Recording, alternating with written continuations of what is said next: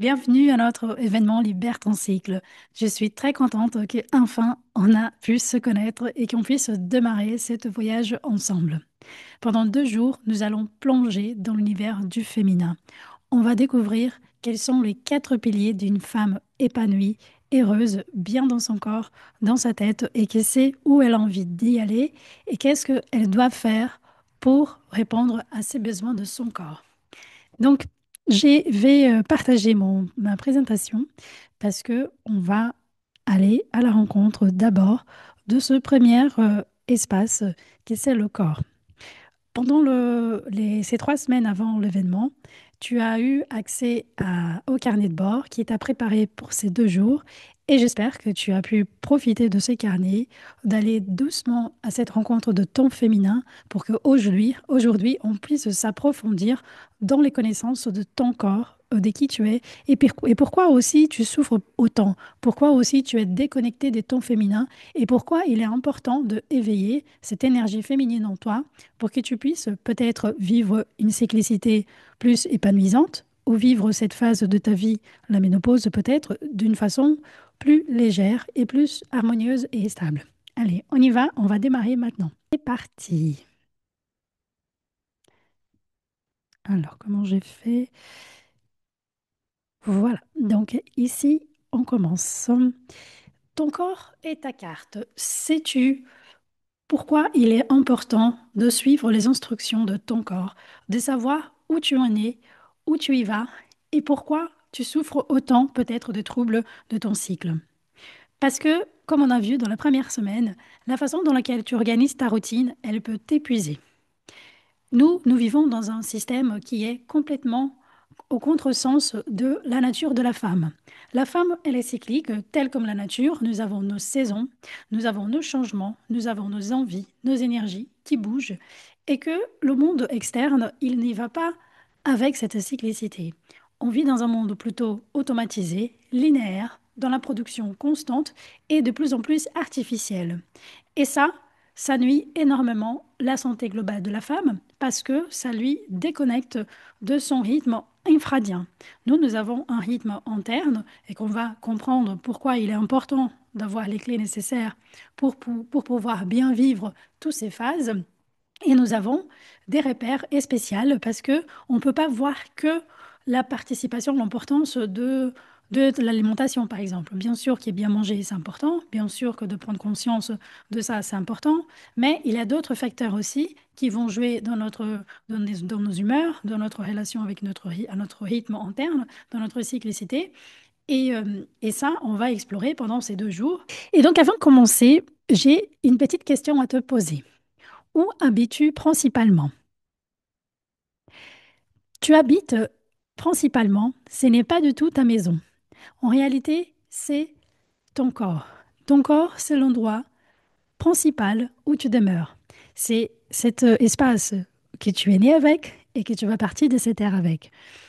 Donc, si on n'apprend pas à savoir comment vivre dans notre corps, comment incarner cette puissance, que c'est ce temple, si on ne voit pas notre corps comme cet espace sacré, de trouver des rituels pour s'en occuper de notre maison principale, bah, c'est pour ça que parfois ton cycle il est déréglé. Parfois tu es pas contente avec ta vie, avec ce que tu as vécu jusqu'à présent, parce que on n'a pas été appris, ils nous ont pas appris, personne nous a appris en fait comment vivre dans un corps de femme, dans une société qui ne favorise pas notre système cyclique. Et c'est pour ça que mon invitation pour toi ce soir, c'est apprendre à habiter ton corps pour mieux construire ce qui l'entoure. Est-ce que ça t'intéresse de faire ça? Et pourquoi il est important d'avoir cette perception, de cette expansion de réalité de qui tu es? Parce que toi, femme, écoute-moi bien, toi, femme, tu es, au lieu de t'appeler Laura, Louise, Marine, toi, tu es d'abord une femme créatrice. Tu es créatrice des réalités. Et pour apprendre à vivre avec cette puissance créatrice qui habite dans ton utérus, tu dois apprendre à saigner. C'est-à-dire que la femme qui saigne, c'est une femme fertile. Elle est fertile de corps, parce que son corps, il est nourri. Elle est fertile d'idées, de puissance. Elle est à sa place. Elle habite son corps. Quand on a cette perception de que notre puissance, elle est créatrice, elle génère des réalités dans lesquelles on a envie de vivre, là, oh my God, tu as un super pouvoir. Et ça, c'est vrai. Et je vais te montrer pendant ces 2 jours pourquoi ce que je te dis, c'est la réalité. Et que tu ne savais pas ça encore. Et que les raisons pour lesquelles ton utérus ou et tous tes organes de ton système reproducteur sont malades, il n'a pas que une raison scientifique. Il y a aussi une raison émotionnelle, une raison mentale et une raison aussi ancestrale. Et si on voit notre cycle, ça c'est des bases de ce que je souhaite te transmettre, c'est que ton cycle, il est plutôt ton allié, il n'est pas ton ennemi. Ton cycle, il est là juste tout simplement parce que la nature, elle a fait la femme comme la Terre, la planète Terre, cyclique. Nous avons des saisons internes, nous avons des phases, et chaque phase, c'est une invitation à la femme pour découvrir une partie d'elle, une puissance qui habite chez elle, pour que cette force de création, elle se matérialise. Et plusieurs fois, quand par exemple tu as eu un accès à une certaine intuition, à un certain appel, à une clarté mentale, tu t'es dit, mon Dieu, je suis folle. Mais non, tu n'es pas folle, tu es juste cyclique. Et donc ta pensée de voir le monde, de sentir le monde, de voir les choses, les énergies, elle est différente de la façon dont laquelle, par exemple, l'homme, il voit, il conçoit les choses. Donc, ton cycle, il n'est pas ton ennemi, il n'est pas là pour te embêter, parce que s'il t'embête, c'est parce il te projette des signaux pour que tu puisses l'écouter, pour que tu puisses prendre soin de toi, pour que tu puisses arrêter peut-être d'avoir cette déconnexion avec ton corps et prendre soin de toi et savoir habiter ton corps de femme. Et pour arriver à savoir habiter dans ce corps, qu'est-ce que ça va se passer? Où je veux t'amener? Je vais t'amener dans cet espace de cette femme cyclique que tu es, mais pour laisser cette femme vivre dans ta vie, vivre de jaillir de l'intérieur de toi, tu dois apprendre à connaître les 4 piliers de la femme cyclique. Le pilier, les bases de cette fondation de cette femme, ce sont ses émotions, son mental, son énergie et son corps. Quand on commence à dévoiler qu'est-ce qui se passe dans notre corps, comment fonctionne la physiologie de notre cycle, les émotions, comment on vit nos émotions, d'où elles viennent, est-ce que j'ai des blessures émotionnelles, est-ce que j'ai des choses que j'ai besoin de regarder, de prendre soin, parce que parfois j'ai certains comportements que je ne comprends pas, j'ai certains comportements qui me nuisent et que j'ai envie de m'en sortir, mais je n'arrive pas. Et ton mental, quelles sont les croyances? Quelle est ta perception de la réalité? Pourquoi tu as l'impression de toujours répéter les mêmes histoires dans ta vie? Et l'énergie, bah, elle est là. C'est ces champs électromagnétiques, cette puissance qu'on ne le voit pas, mais on sait qu'il existe et qu'il a aussi un fort impact dans tout le système du corps féminin. Et ce soir, dans notre premier jour, qu'est-ce qu'on va vivre? On va vivre le pilier du corps, qu'on va découvrir la physiologie de ton corps, comment ça fonctionne, ton cycle hormonal et les émotions. Comment les émotions, elles ont un impact dans ton cycle et qu'est-ce qu'on peut faire pour accueillir ces émotions si elles vont avoir un impact négatif dans mon cycle. Donc la première chose que j'ai envie que tu saches, c'est que ton cycle est ton 5e signe vital. C'est-à-dire que ignorer ton corps, ça va te coûter très cher. L'écouter, ça va te permettre de te libérer. Et là, on va voir, pour comprendre le pilier du corps, on va traverser les saisons du corps, des 4 phases. Et pour les émotions, on va aller à la rencontre des blessures émotionnelles on va découvrir qu'ils ont un impact aussi dans ton utérus. Et avant de se plonger dans l'univers du corps, je voudrais vous partager cette perception de l'utérus, que l'utérus, il n'est pas simplement un organe pour accueillir un enfant, ou nous faire saigner, ou nous embêter, ou quoi que ce soit, mais il est aussi le centre de vie de la femme. C'est là où on va créer des idées, de projets. C'est là où on va construire une nouvelle vie à un bébé, mais aussi une nouvelle vie pour nous-mêmes. La femme, elle ne crée pas forcément tout le temps par son mental. Elle crée aussi par son utérus. Et savoir aussi habiter cet espace, c'est la première porte d'entrée pour savoir vivre dans un corps de femme. Parce que l'utérus, c'est cette chandron magique et magnifique où la vie elle va prendre sa forme. C'est quand même magique de savoir, d'avoir cette perception que en être humain, on ne sait pas d'où on vient, on ne sait pas notre origine, c'est quand même un mystère. Mais quand même, c'est à travers ce portail, c'est cet espace dans ton utérus que ce qui était invisible va se manifester. C'est quand même génial d'avoir cette puissance en toi. Et pourquoi ne pas utiliser cette puissance à ton profit? Pourquoi ne pas utiliser cette puissance au lieu de se donner autant aux autres et au bout du temps tomber malade, de prendre soin de cet espace qui est sacré? L'utérus, il est cet endroit aussi où tu vas planter les graines pour ton avenir. Quand on va parler des phases du cycle menstruel, on a cette chance de pouvoir, dans chaque phase, se connecter avec cette puissance qui est dans notre corps et que c'est l'utérus qui se prépare tout le mois pour accueillir une nouvelle vie, un nouveau projet. Et symboliquement, si on utilise cette puissance qui habite dans notre corps pour créer notre réalité, bah, c'est génial, ça serait trop bête de laisser ça de côté et de vivre dans un mode automatique. Ce que je souhaite te partager vraiment, vraiment, vraiment, c'est que de peu à peu, tu commences à t'ouvrir, à expandir ta conscience pour que tu puisses comprendre que tu es une créatrice de réalité. Je vais répéter cette phrase plusieurs fois parce que la femme, elle est créatrice de vie. Et là, c'est dans l'utérus qui va se trouver cette puissance.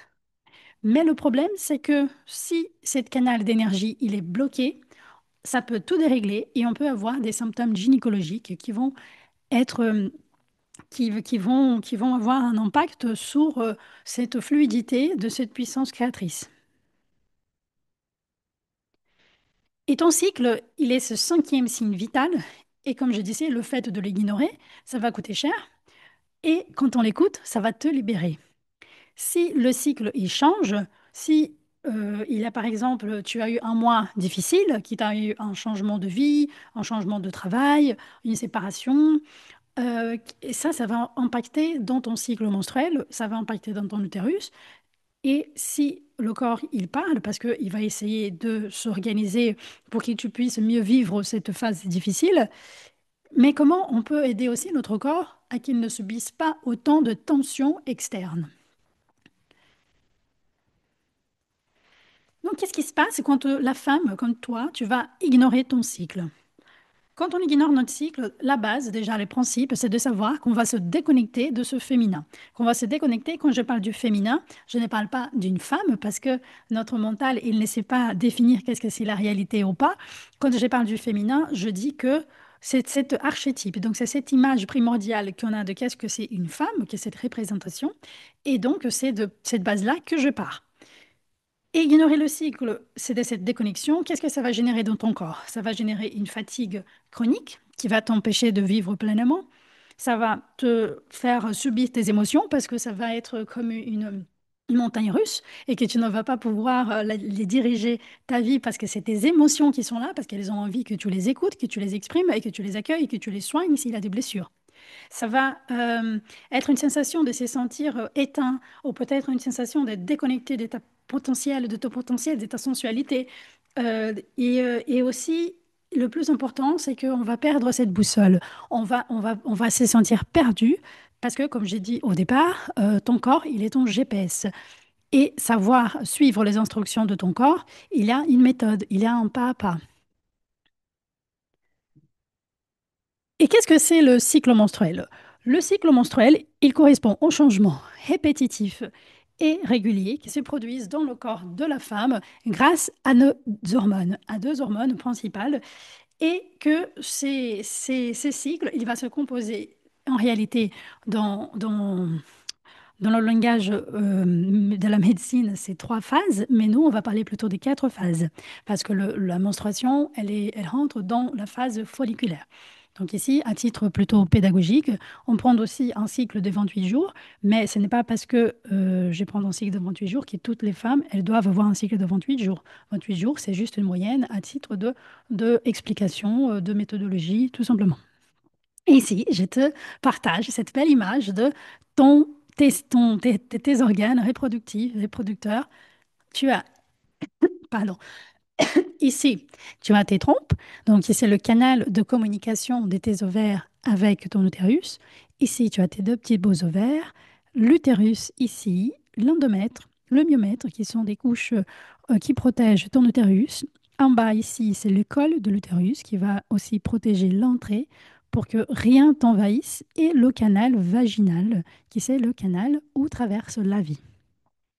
Et j'aimerais aussi parler de ce que on y croit. On y croit qu'un cycle menstruel, il est construit de douleur, qu'on a besoin de sentir de la douleur, de la souffrance. Donc, il a... Attends, je vais essayer d'enlever ça. Donc, il y en a beaucoup de tabous derrière le cycle menstruel parce que on nous a appris qu'un cycle normal, c'est un cycle subi, c'est un cycle qu'il y en a trop de douleur, trop d'inconfort. Et la seule solution qu'on trouve, soit c'est prendre de médicaments, de la pilule, et aussi aujourd'hui, on a accès à la médecine plutôt naturelle. Mais un cycle menstruel, il n'est pas fait pour être douloureux. Vous regardez cette logique. Si la nature, elle nous avait fait construire comme ça, pourquoi, bon Dieu, le cycle menstruel serait-il douloureux? Si c'est quelque chose de naturel, comment quelque chose de naturel peut être douloureux tout le mois? Ce n'est pas possible. Bien sûr que quand on va accoucher, ça fait mal, oui, mais ce n'est pas pour toutes les femmes. Il y a des femmes qui quand elles accouchent, elles ont ça ne le fait pas autant mal. Donc, cette perception qui fait mal, c'est une mauvaise aussi conscience et construction de cette réalité de la femme en fait, ce n'est pas du tout normal d'avoir des douleurs pendant ton cycle menstruel. Si tu as mal, c'est parce qu'il y a quelque chose qui dérègle. C'est un signe que ton corps t'indique que tu dois faire attention à quelque chose. Et pour une perception plutôt joyeuse, plutôt symbolique, cette femme cyclique, ce sont ces quatre femmes qui habitent chez toi et que à chaque phase de ton cycle, tu vas avoir accès à ces énergies. Comme je disais, ta boussole interne, c'est ton féminin cyclique et ce GPS, il va indiquer où va ton énergie, tes émotions, ta créativité, ton mental, où tu y vas. Et c'est là qu'on va explorer chaque phase, chaque énergie, et qu'ensuite on va parler comment tenir bon pendant cette phase par rapport à ce qu'on mange, de quoi ce que nous nourrissons, soit de la nourriture externe et aussi des émotions. Donc chaque phase du cycle, elle va nous donner des dons de qualité. Donc ça va être soit la clarté mentale, la puissance créative, l'assertivité ou l'introspection profonde. Rentrons maintenant à la physiologie de ton cycle. Le cycle, il est un dialogue qui fonctionne, qui va entre le cerveau et tes ovaires. Donc, tous les 28 jours, 32 jours, en fonction de combien de jours ça fonctionne ton cycle, le jour 1 de tes menstruations, qu'est-ce que ça va se passer? Ton cerveau, qui c'est le complexe hypothalamo-hypophysaire, il va envoyer des signaux, des signes, il va envoyer un hormone qui sont des grands messagers à grande distance jusqu'à tes ovaires pour dire, ça y est, tu peux commencer à produire tes petites follicules. Donc, ces messagers, ils vont stimuler les ovaires à commencer à créer des follicules. Et donc, ce dialogue, il se passe pendant tout ton cycle menstruel, pendant ton cerveau et ton utérus. Donc, c'est pour ça que c'est important de comprendre toute la physiologie et le système des connexions qui existent entre ton corps, entre tes organes, pour bien vivre. Et du coup, si on va cibler juste résoudre le problème dans la pathologie directe, donc donner et soigner la pathologie du cycle, on ne peut pas voir la racine, parce que la racine, elle peut être des croyances limitantes, elle peut être des émotions, elle peut être un déséquilibre énergétique, ça peut être tellement de choses qui vont dérégler ton cycle que c'est un travail d'exploration, de connaître cette femme cyclique. Et qu'est-ce qui se passe? Comment j'observe, comment je vois cette cyclicité chez la femme? C'est une sorte, une tracking, hein, c'est une montée, c'est aller faire de la promenade dans une montagne, c'est escalader une montagne. Et cette montagne, ce sont nos hormones qui vont guider ce cycle, qui vont stimuler la production de cet ovaire, de cet ovule. Donc ça, ici, on peut voir que le jour 1, on a ces deux hormones, le FSH et les H, c'est les FSH qui va commencer à stimuler la production de follicules. Et c'est qui va se produire? Ça va être l'œstrogène d'abord. Donc nous avons ces deux hormones principales, qui c'est très important de le savoir qu'ils existent chez toi, que c'est l'estrogène et la progestérone. L'œstrogène, il est un peu en quelque sorte le pédale de l'accélérateur. C'est lui qui va booster ton énergie. C'est lui qui va te donner la motivation pour suivre tes projets, pour suivre ta vie, tout simplement. Donner vraiment cette énergie de motivation, de être bien dans ton corps, de te sentir bien dans ta peau, de faire des bonnes choses, de créer des bonnes choses. Donc, il va jouer un rôle essentiel. Et qu'est-ce qu'il fait dans ton corps? Il va augmenter ton énergie mentale et physique. Il va améliorer ta mémoire, donc ta concentration, ça va être à fond. Donc tu vas être hyper focalisé sur les choses. Il va aussi stimuler ta libido parce que bah, c'est normal, tu es en phase de production de en ovule pour une possible gestation. Après, il va augmenter aussi la production du collagène dans ta peau, donc tu vas te sentir plus belle, tes cheveux, ta peau, ça brille, et c'est normal parce qu'on éveille la puissance du magnétisme féminin. Donc la nature, elle est bien faite, elle est bien construite pour pouvoir attirer, on va dire, le sexe opposé pour faire un bébé. Donc ça, c'est un peu la nature telle qu'elle est, c'est la nature telle qu'elle est. Et il va aussi renforcer l'immunité de la femme, protéger notre eau, les os, et maintenir l'élasticité vasculaire. Et donc la progestérone, en contrepartie, ça va être cette hormone qui va ralentir la femme, ça va être le pédale de frein.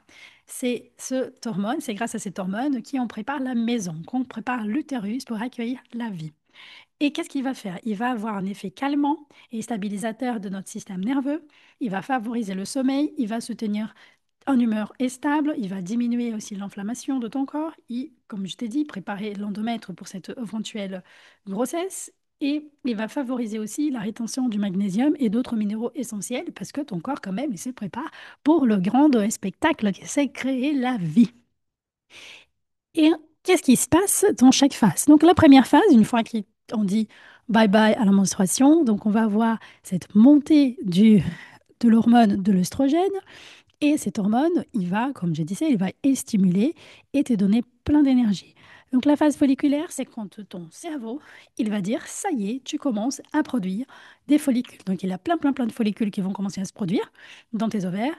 Et il a qu'un seul follicule qui va grandir, qui va devenir très beau et prête à faire un ovule. Et, et donc cet FSH, c'est grâce à cet FSH qui est produit par ton cerveau, qui c'est le follicule qui va, c'est l'hormone pardon, qui va stimuler tes follicules à grossir, à grossir, à grossir. Donc c'est une grande compétition qui rentre dans tes ovaires pour savoir qui va gagner, qui va être vraiment les champions. Donc déjà, rien que de savoir de ça, tu as déjà été une vaincante, tu étais déjà un winner quand tu es né, tout simplement parce que tu as gagné la course à la production des follicules. Et quand cette follicule il va commencer à produire cette progestérone, on va arriver au sommet de la montagne. Parce que là, on est dans l'escalade, on monte, on monte, on monte, on monte, on monte cette montagne. Et après, on arrive au sommet. Et au sommet, c'est le pic de production de l'LH qui on va commencer à stimuler le corps jeune à produire de la progestérone. On va voir ça après. Ça peut être du grec pour toi pour le moment. Mais là, on va commencer à être dans la phase de ovulation tout simplement. Donc cette follicule, il y a un ovule qui est grandi, qui est poussé. Et qu'est-ce que ça va se passer? Je te montre ici. Là, c'est ton ovaire. Et ici, ça commence la production. Donc et ça arrive les récepteurs, les messagers, pardon, qui vont quand ils reçoivent le message, les follicules, ils commencent à être stimulés. Donc ces stimules, ils grandissent, grandissent, grandissent, jusqu'à ce qui, poum, ils sortent. De plus en plus que tu vas commencer à détecter dans quelle phase de ton cycle tu es, tu vas commencer à te percevoir que ça peut avoir des petits spasmes en fait d'une côté à l'autre quand tu as vu parce que cette expulsion parfois ça peut se sentir. Ça m'était déjà arrivé, j'ai déjà senti sur quelques cycles et donc c'est intéressant de voir si ça peut arriver chez toi. Et une fois que cet ovule il est expulsé, donc là, on est vraiment dans cette énergie incroyable, et il va attendre quelques temps, de 24 heures à 2 jours, de 12 à 24 heures, pardon, pour attendre cette fécondation. Et donc, ce corps jeune qui est là, qui c'était cette follicule, il va commencer à produire la progestérone pour préparer la maison. Et la phase qu'on commence à descendre, c'est la phase qu'on appelle la phase lutéale. Là, c'est la phase où les femmes se sentent challengées parce que c'est là où commencent les troubles du cycle. C'est là où on paye la facture de tout ce que tu as vécu dans le mois et le mois précédent aussi. Et cette phase, qu'est-ce qui se passe? Ton corps, comme cet corps jeune, il va commencer à produire la progestérone, il aura cette chute d'œstrogène, et donc cette baisse d'énergie, elle va y arriver. Et si l'ovule, il n'est pas fécondé, le corps jeune, il va se désintégrer. Et toutes les taux des hormones chutent. Et donc cette chute hormonale, elle peut provoquer des syndromes prémenstruels, de l'irritabilité, la fatigue, les seins qui peuvent devenir sensibles. Et comme elle a trop stimulé cette création de cet endomètre, et comme il n'a pas eu lieu cette fécondation, il se descame et ça devient des saignements. Et les saignements, c'est quand on est posé sur Terre, quand on est atterri et qu'il n'a pas d'hormones dominantes. Et c'est ce moment aussi que le corps il se purifie, qu'il se libère de ce qu'il a produit pendant tout ce mois. Il a fait son boulot. Bravo pour son boulot, merci. Et là, on recommence un nouveau cycle jusqu'à la fin de ton stock, parce qu'on sait bien que à nous, les femmes, nous avons un stock d'ovules qui, au dernier ovule, c'est là où on parle de la ménopause, donc c'est le dernier saignement. Donc nous avons cet stock, on va dire, limité de production pour le monde, hein, parce que la femme, attention, ce n'est pas parce qu'elle ne produit plus d'ovules qu'elle n'est plus du tout cyclique et qu'elle n'est plus du tout une femme créatrice de réalité. Et si on parle d'une perception plutôt symbolique, qu'est-ce qui se passe concrètement chez toi? Qui sont ces femmes qui habitent chez toi dans cette femme cyclique? Donc, pendant la phase folliculaire, tu es plutôt dans une énergie d'action. Et j'aime bien appeler cette femme action. Et ces mots-clés, c'est le focus, la motivation, l'efficacité, l'énergie, la curiosité, la nouveauté, l'agilité et multitâche. Donc, c'est vraiment la femme qui est boostée pour vivre sa vie, pour créer des nouveaux projets pour soi, pour expandir sa conscience, pour aller à la rencontre des nouveaux pour de nouveaux connaissances, des nouvelles. En fait, le monde, c'est cet univers d'exploration, comme la nature, le printemps, que ça se réveille, que ça se commence de petit à petit à grandir la vie, à naître. Les graines à qui on a commencé à s'aimer, ils vont commencer à grandir. Et la phase, qu'est-ce qui se passe dans cette phase qui peut être en alerte? Cette phase, il faut faire attention parce qu'on peut être dispersé. Parce que vu qu'on a trop de motivation, trop d'envie de faire plein de choses, il faut faire attention pour ne pas perdre ce focus. Et ce qui est important de se dire, c'est que Qu'est-ce que, pourquoi faire cette suivi cyclique? Parce que pendant ta phase, la phase menstruelle, tu vas planifier ce que tu veux construire pour la nouvelle saison, pour la nouvelle phase. Et là, on va rester organisé pour suivre cette énergie parce qu'on peut avoir ces dispersions. Quand on arrive à la phase ovulatoire, on est plutôt dans l'être, on est plutôt dans l'intégrité de notre être féminin et on est plus dans le plaisir de vivre notre vie. On est vraiment cette femme qui jaillit de bonheur, qui jaillit d'amour, qui jaillit d'empathie, de sociabilité. Donc elle a envie de se connecter, elle a envie de se ressentir, elle a envie de vivre le beau, elle a envie de vivre sa sensualité, elle se sent plus belle, elle rayonne. Là, c'est le moment que on met les choses en action, pardon, qu'on met pas, qu'on matérialise nos projets. C'est là, quand l'ovule, il est là, c'est cette puissance de créativité et que nous, on va montrer cet ovule, on va le préparer pour qu'il sorte dans la vie, qu'il soit accueilli dans la vie et on commence à le nourrir. Donc, c'est ces moments-là que tu vas voir cette puissance de mettre en œuvre, de mettre dans la matière tes idées, tes projets, tes envies. Et pour tout de suite. Après, on arrive dans la phase lutéale, qui c'est la femme intuitive. Donc, c'est cette énergie qui va être plutôt dans l'introspection de soi, dans la solitude, dans le calme, que tu vas commencer à faire le bilan de ce que tu as vécu ces derniers jours, ces dernières phases, et qu'est-ce que tu dois faire en fait. C'est de la pré-préparation pour attendre la prochaine étape, la prochaine phase de ces jeux vidéo. Et cette femme intuitive, elle va te donner la lumière, les clés nécessaires par ton intuition. Et là, c'est important de savoir que la femme, elle est vraiment une source d'intuition et qu'on était aussi déconnecté de cette puissance. Et que quand on ressent les choses, quand on parle de ce qu'on vit, on ressent, souvent on dit qu'on est folle. Et c'est cette femme intuitive qui va aussi te montrer, qui va éclairer où il ne veut pas dans ta vie, où il ne veut pas dans ton corps, où tu dois y aller regarder et soigner et prendre soin. Et à la phase menstruelle, on a cette femme sage, cette femme qui a intégré toutes les connaissances, tous les savoirs de cette grande cyclicité et qui, elle est toutes les femmes en même temps. Et là, c'est le moment qu'on va voir cette prise de conscience de pouvoir faire ce bilan de faire ce nettoyage, de se faire cette purification de ton corps, parce que les saignements aussi, c'est une façon du corps de dégager tous les déchets qu'il a accumulés, que tu as, tu t'es permis aussi, que ton corps il accumule. Et ça, c'est la phase vraiment pour la reprise de cette nouvelle élan que tu vas donner à ta vie. Et là maintenant, comme on sait quelles sont les prêtres principales phases de ton cycle, comment tu peux vivre cette cyclicité, il y a quelque chose d'important à savoir aussi, c'est que même si tu n'as plus ton cycle, tu vas toujours vivre cette cyclicité parce que ton essence, elle est cyclique. Et les femmes qui sont vraiment connectées à son féminin, quand elles arrivent à la ménopause, elles font son suivi par les phases de la Lune, parce que la Lune, c'est une énergie plutôt féminine, c'est une force féminine qui va permettre à la femme de vivre toutes ces 4 saisons intérieures. Et là, on va parler du corps, de l'alimentation. Je vais passer rapidement, c'est juste pour que tu ailles de base. Donc, les principes de l'alimentation cyclique. Qu'est-ce que c'est l'alimentation cyclique? En règle générale, l'alimentation cyclique, elle va parler que le métabolisme féminin, il n'est pas du tout comme le métabolisme masculin. Nous sommes cycliques, nous avons ce rythme infradien qui va nous demander des apports en nutriments selon chaque phase de cycle que tu vis. Et plus que tu as conscience de ça, plus tu vas aider ton corps à se dégager peut-être de surcharge hormonale, de équilibrer tes hormones, d'équilibrer tes humeurs, ton sommeil. Bref, tu vas avoir une bonne santé si tu as conscience de ce que tu peux manger à chaque cycle, à chaque phase, pardon, et ce qui c'est moins conseillé. Donc la base de n'importe quelle alimentation, c'est déjà de limiter les carences. Les carences en protéines, en vitamines et minéraux et dans les glucides.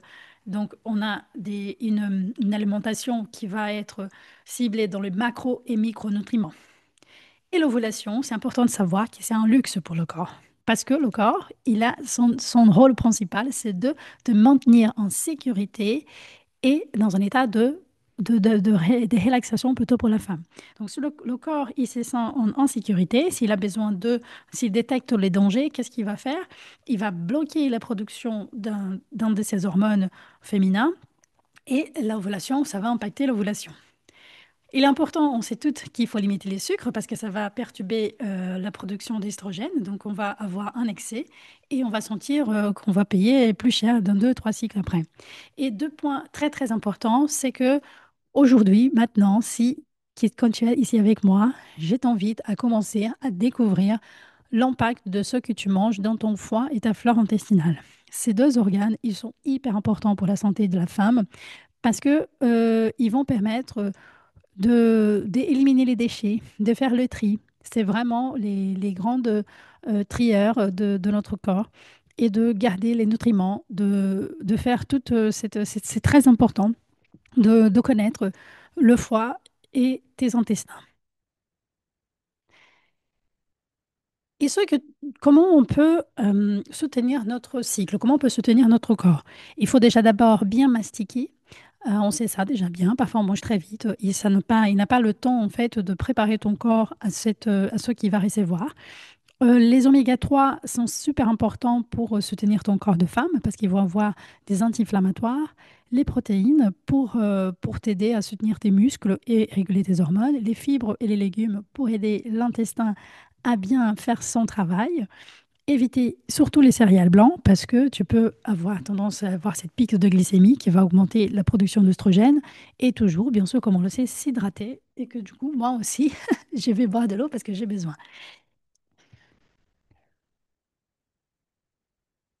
Donc, ce que je voudrais te dire aussi, c'est qu'il est très, très, très, très, très important de respirer. La première chose qui t'a fait quand tu es venu sur Terre, c'était respirer. Respirer, c'est la première et la dernière chose que tu vas faire.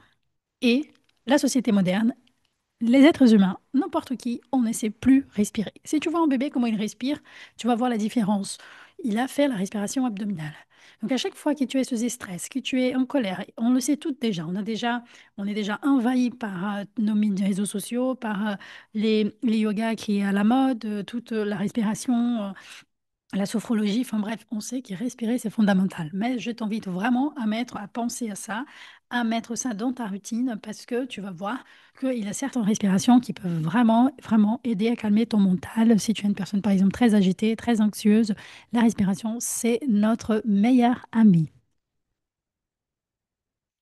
Et ce dont ton corps, il n'a surtout pas besoin, c'est le stress. Le stress, il va générer quoi? La production du cortisol. Et le cortisol, qu'est-ce qu'il fait? Il va réduire tout simplement la production de la progestérone parce que ton corps il va dire, attends, je suis en danger, je vais mourir, il faut que je fasse attention. Donc il ne va pas donner tout son stock de production et donc il va avoir un manque de progestérone parce que ton corps il utilise les mêmes outils pour produire ces deux hormones. Et du coup, ça va dérégler ton cycle, tu vas avoir des problèmes et, et ce n'est pas du tout intéressant d'avoir une vie stressée. Et là, pour ne pas avoir cette vie stressée, j'ai une invitation à te faire. Qu'est-ce que ça te met dans cet état de flow? Qu'est-ce que ça te met dans cet état qui tu es tellement dans ta puissance créatrice? Là, maintenant, je reviens encore à cette femme créatrice que tu es et que c'est surtout cette invitation pour cet événement parce que libérer ton cycle, c'est de permettre de libérer cette femme créatrice. C'est d'apprendre que ton corps, il saigne, qu'il n'est pas dégoûtant, qu'il n'est pas dégueulasse de saigner. C'est primordial pour la santé de la femme. Parce qu'un corps qui saigne, comme on a vu, c'est un corps qui a ovulé. Et ovulé, c'est ta puissance de vie. Et pour finir cette partie, on va apprendre à aussi bien dormir parce que valoriser le sommeil, c'est pendant que tu dors que tu vas faire travailler ta digestion, les petits réglages de ton corps, tes ajustements et une détox de surplus d'estrogène si jamais il y en a. Et récapitulatif, pour l'alimentation cyclique, ce que je souhaite te partager, c'est que en fonction de ton cycle, et quand tu es dans ta phase menstruelle, tu perds du sang. Donc là, ton corps il est en train de se nettoyer et faire cette régénération de tout ce que tu as vécu, de cette libération. Le focus, ça va être dans les légumes racines, le fer, le bouillon, tout ce qui va avoir des apports de nutriments très très riche pour apporter du fer dans ton corps. La phase folliculaire, c'est cette phase qu'on va voir, cette croissance et vitalité. Donc on va privilégier les aliments qui vont booster notre énergie, qui vont nous donner cette propulsion. Donc ça, c'est une alimentation classique pour pas éviter les carences, les protéines, les macro et micronutriments. Donc une légumineuse, une protéine, beaucoup de légumes, une salade verte et donc tout simplement, voilà. Donc c'est pas difficile pendant la phase folliculaire. Pendant la phase ovulatoire, là, on commence déjà s'il n'a pas une nidation, s'il n'a pas un ovule qui va être fécondé, on va commencer à privilégier les aliments qui vont nous aider à nous préparer pour la nouvelle phase, pour cette chute d'estrogène. Et ton corps, il a besoin de cet équilibre. Donc, le focus, ça va être dans l'oméga 3, beaucoup s'hydrater, bien sûr, et dans les crucifères. La phase lutéale, c'est quand la progestérone, elle monte. Ici, tu vas avoir besoin d'un soutien émotionnel et des réconforts. Et on va être dans les légumes, patates douces, lentilles, chocolat noir, qui c'est un vrai allié de les syndromes prémenstruels parce qu'il va réguler tes humeurs et on va focaliser ici aussi dans le magnésium. Et c'est très important pour la santé de la femme, le magnésium. Je t'invite aussi à le découvrir. Donc ton utérus, il est vraiment connecté à ton intestin et à ton cerveau. Le ventre est le centre de cette digestion, de l'immunité et de la régulation hormonale parce que c'est dans ton intestin qui s'est produit quasiment toute la sérotonine qu'il y a dans ton corps. La sérotonine, c'est l'hormone du bien-être. Et si ta flore, elle est déséquilibrée, tes émotions seront aussi. L'intestin est un lien direct avec le système nerveux parasympathique, qui est celui qui va te calmer, qui va permettre cette régénération cellulaire et aussi la fertilité. Et comme je disais, les foies et les intestins, il est hyper important de commencer à s'intéresser pour ces deux organes parce que il va aider à nettoyer ces estrogènes usagés. Et si ça circule mal, on va avoir comme résultat les SPM, les douleurs, voire les kystes, l'acné, la fatigue. Donc tout ce déréglage hormonal, il est crucial de savoir quels sont les organes support, quels sont les organes qui vont aider que cette communication entre ton cerveau et ton utérus, elle fonctionne d'une manière fluide et équilibrée.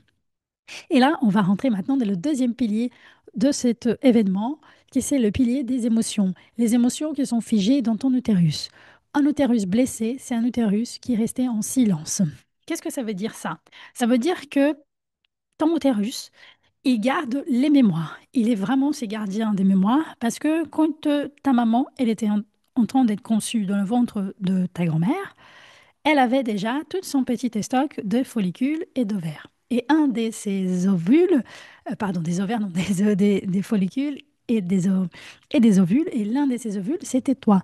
Donc, c'est-à-dire que toi, tu étais une partie de toi, elle était déjà dans le ventre de ta grand-mère. C'est-à-dire que tout ce que ta maman a vécu, tout ce que ta grand-mère a vécu, il aura aussi un impact chez toi. Et c'est pour ça qu'il est très important de connaître cet espace de tes émotions, de aller à la rencontre de ce que tu vis actuellement, de cette est-ce qu'il y a des blessures? Est-ce que tous les mois, j'ai des difficultés avec mes émotions? Est-ce que mon corps, il commence à se dérégler aussi? Et là, on va rentrer dans un sujet qui est très intéressant, qui on va parler des blessures émotionnelles. Les blessures émotionnelles, qu'est-ce que ça va t'arriver dans ton utérus?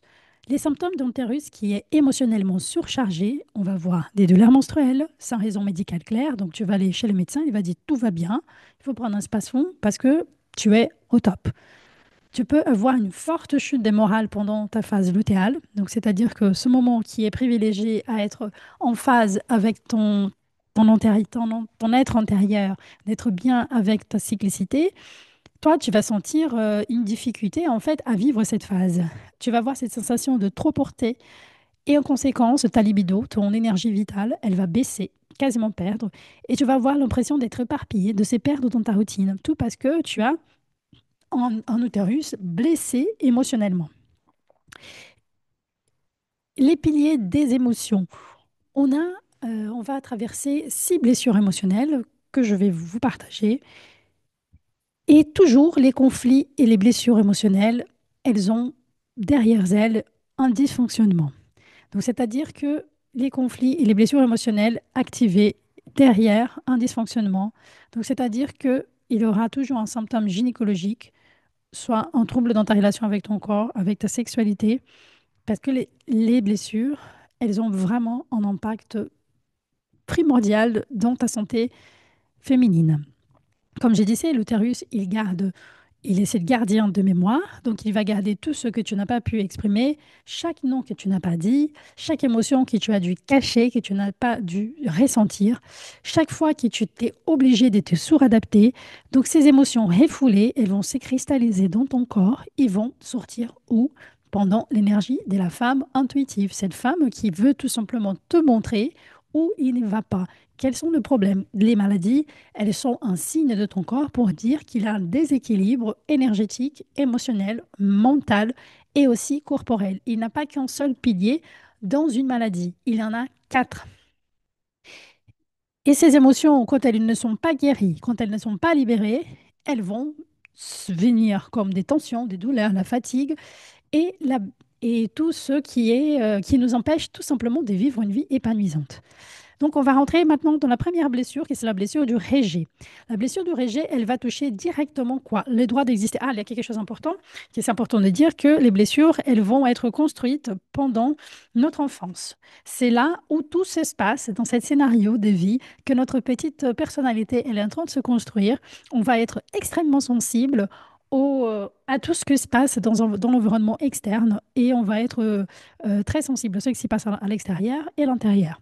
Donc, si la blessure du rejet, elle a touché un enfant, elle va toucher quoi? Elle va toucher les droits d'exister de cet enfant.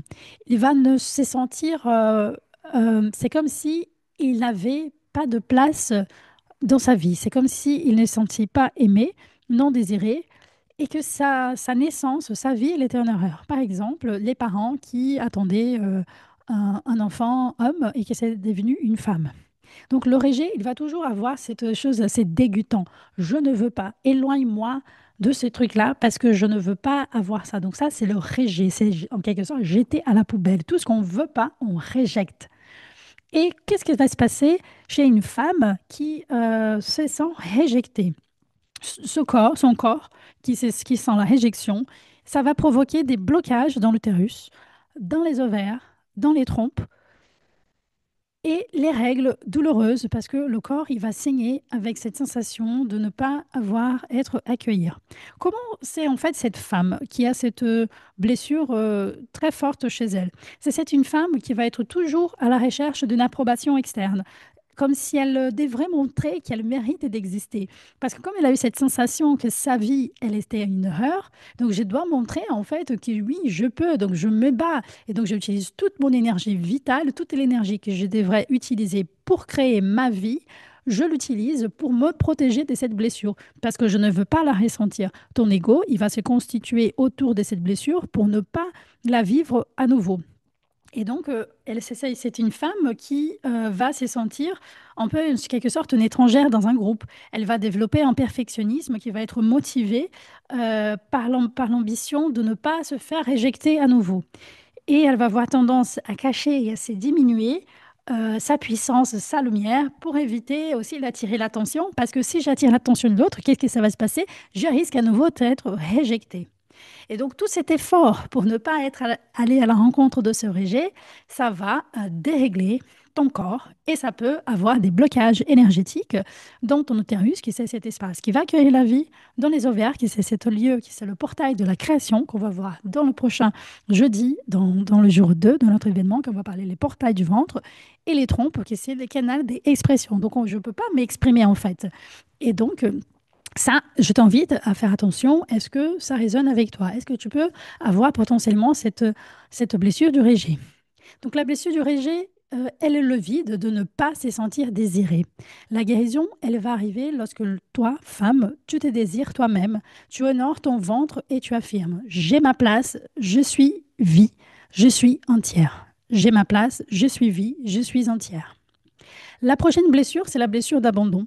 L'abandon, il est souvent confondu avec le rejet, mais l'abandon, il va plutôt parler de cette manque de présence. Ce n'est pas forcément cette droit d'exister, mais c'est la présence des soutiens affectifs. Donc, c'est un enfant dont les parents, ils ont dit, oui, par exemple, qui se sont des parents peut-être séparés, qu'il a vécu en deuil, qu'il a vécu une promesse non attendue, tout simplement que le parent a dit oui, je vais aller te chercher à l'école, il a oublié l'enfant, qu'il n'est pas arrivé, donc ça peut causer un stress et ça peut aussi générer une petite blessure. Et donc, cette manque de présence et de soutien, si elle n'est pas guérie, si l'abandon, il est vraiment quelque chose de très très fort chez cette femme, elle peut avoir des blessures dans son utérus et des douleurs diffuses et des kystes ovariens. Donc, plusieurs blessures peuvent aussi toucher tous tes organes de ce système reproductif aussi. Et, ces règles, elles peuvent être trop abondantes ou irrégulières. Et elle peut aussi avoir tendance aux infections vaginales parce que il a cette manque de protection énergétique. Comme le canal vaginal, c'est cet espace où on permet de faire les choses rentrer ou pas. Comme a été abandonnée, elle est dans cette place de vulnérabilité, de fragilité émotionnelle. Et comment va être le comportement de cette femme? Elle va avoir forte tendance à être une dépendante affective et elle va avoir peur de se faire quitter. Et ça peut venir aussi à contresens. Donc, si j'ai peur de me faire quitter, je quitte l'autre avant qu'il me quitte. Donc, ça, c'est très classique aussi chez les gens qui ont cette blessure. Euh, Elle va avoir cette difficulté à rester seule, elle va pas se sentir bien dans la solitude, donc elle va vraiment avoir besoin d'être en couple, d'être remplie soit des relations, de nourriture, de travail, des réseaux sociaux, bref, tout ce qui va remplir cette gros vide, ces gros trous qu'elle va avoir dans son cœur, dans son bas du ventre, elle va le remplir avec quelque chose. Et elle va se sacrifier aussi pour garder l'autre à ses côtés, quitte à s'oublier totalement. Et qu'est-ce que, en essence, la blessure de l'abandon, elle veut nous dire? Elle veut nous parler que l'abandon, la blessure de l'abandon, elle a peur de se laisser tout simplement tout seul, de ne pas voir ce soutien. Donc la guérison, elle vient quand la femme, elle se choisit, quand elle grandit, quand elle devient mature, et elle dit, je suis ma propre présence constante. Je réapprends à me bercer et à affirmer que je ne me quitterai plus. Je suis mon socle de sécurité. La prochaine blessure, on parle de la blessure de l'humiliation.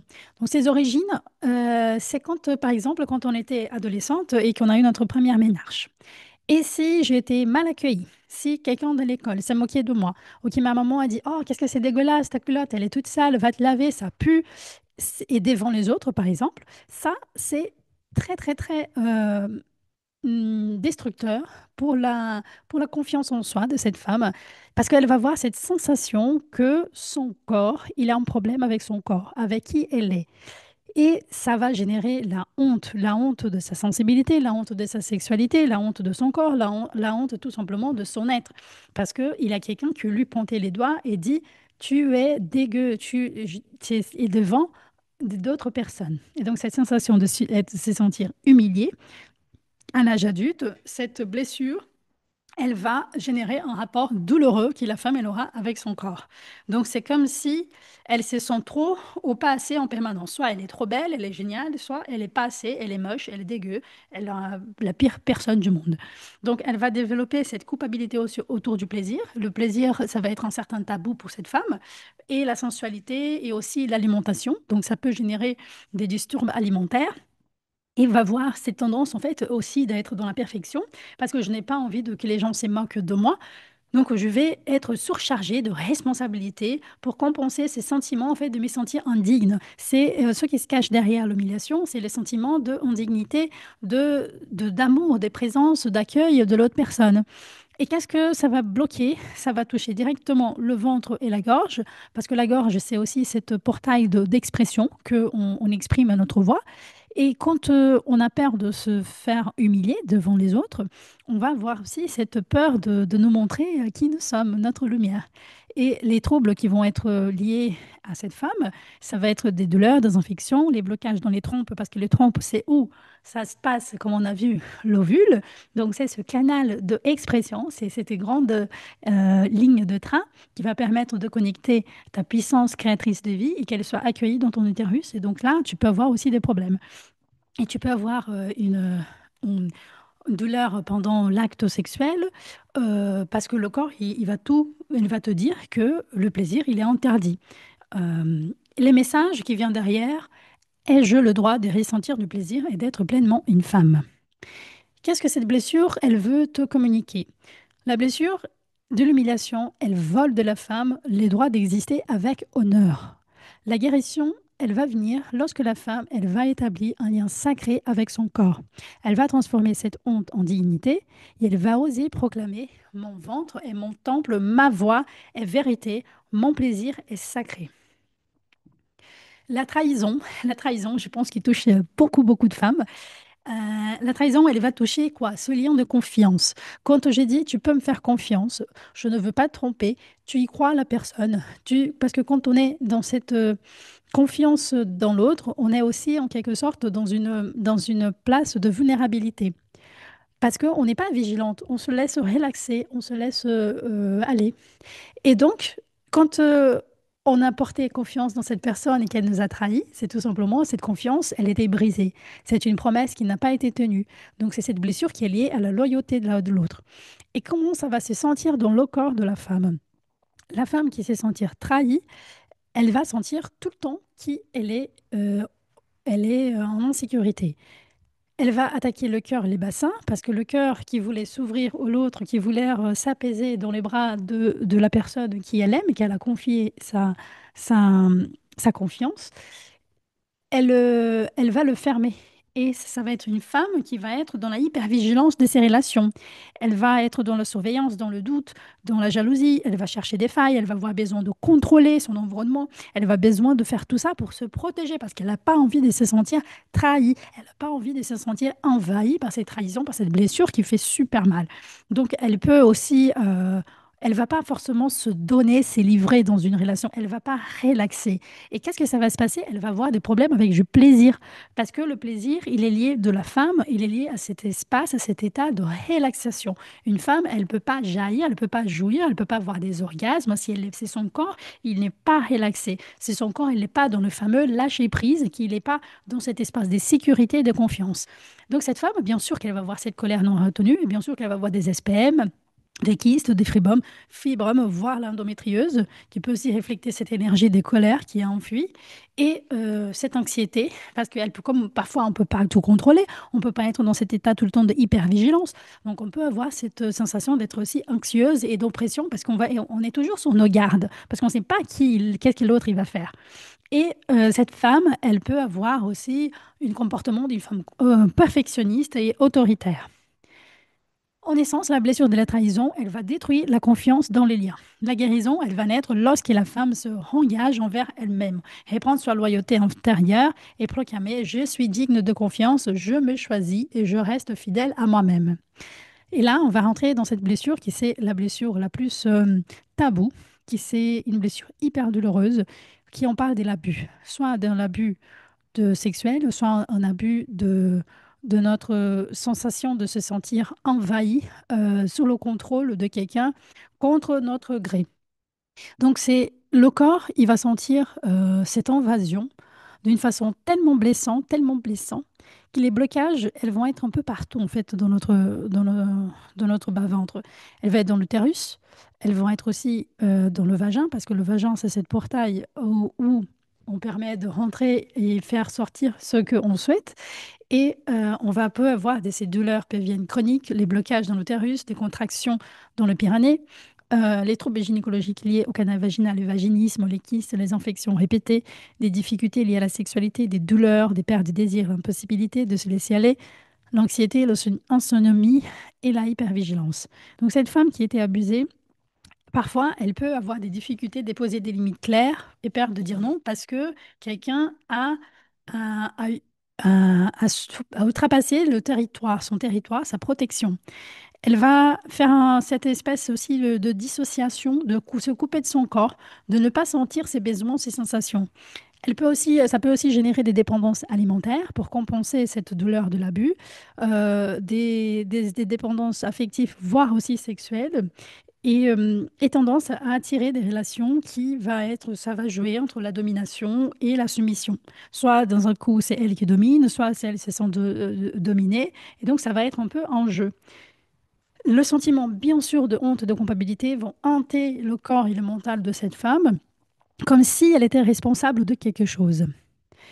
Et la blessure de l'abus, c'est un sujet très tabou, très touché, qui touche beaucoup de femmes et qu'on sait très bien qu'ils vont avoir des traumatismes très forts chez les femmes et surtout dans notre bas-ventre. Et je t'invite à regarder avec amour, avec tendresse, cet espace sacré de toi et que tu n'es pas seul. Si tu as vécu cette expérience, sache que tu n'es pas seul, qu'il est important de le parler, de ne pas refouler cette expérience, de le partager avec les spécialistes, les gens qui peuvent t'aider à vivre avec cette blessure. Et en essence, la blessure de l'abus, c'est une fracture de sentiment de sécurité et de souveraineté. Et cette guérison, elle va venir quand la femme, elle va apprendre à reconquérir son corps comme un temple sacré. De cet espace qui était envahi, qui était détruit, et qu'elle n'a pas pu avoir de contrôle sur ça, c'est de reprendre cette conscience que mon corps, il est sacré et que je l'aime comme il est. De retrouver ma voix et proclamer: mon corps, il m'appartient. Je suis puissante, je suis inviolable. Et pour finir, on arrive à la sixième blessure, qui c'est la blessure de l'injustice. Et elle arrive quand l'enfant, il ne se sent pas reconnu en fait dans son unicité. C'est-à-dire qu'il sent qu'il n'était pas traité de la façon qu'il a cru qu'il devrait être traité. Et si cette blessure, elle est chez toi, qu'est-ce que ça va se passer? Ça sera une femme qui aura beaucoup de difficultés à demander de l'aide et de recevoir. Parce qu'elle ne veut pas sentir cette sensation d'injustice vers elle et vers le monde. Et elle va s'exiger énormément d'elle-même, voire à chercher à tout contrôler. Elle va avoir de mal à s'autoriser le plaisir de la vie parce que le devoir, il vient d'abord. Et cette recherche affreuse par la perfection, elle va générer une honte quand elle va se tromper. Et les femmes qui portent cette blessure, elles vont avoir des blocages dans le vagin, dans l'utérus et les ovaires. En résumé, la blessure de l'injustice, elle va enfermer la femme dans un costume trop serré de perfection. Et cette guérison, elle va devenir retrouvée quand cette femme va rencontrer la souplesse, la chaleur, le droit d'être imparfaite et profondément humaine. Et comment je peux te donner déjà quelques petits tips de comment libérer tes émotions, tes mémoires émotionnelles. De travailler le pilier du corps, cette prise de conscience que tu dois de petit à petit apprendre à habiter ton utérus et tu vas commencer à faire la respiration utérine.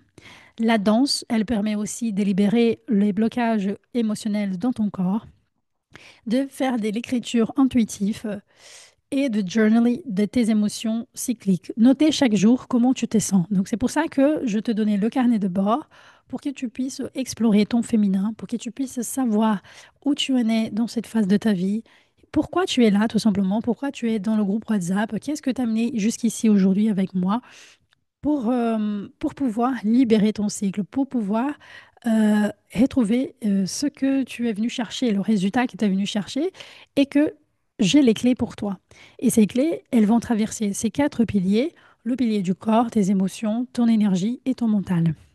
Et pour le deuxième jour, je te remercie beaucoup d'être là avec moi. Cette vidéo, elle va être disponible aussi demain matin et pour la prochaine, le jeudi, à la même heure, on va parler du pilier mental et du pilier énergétique.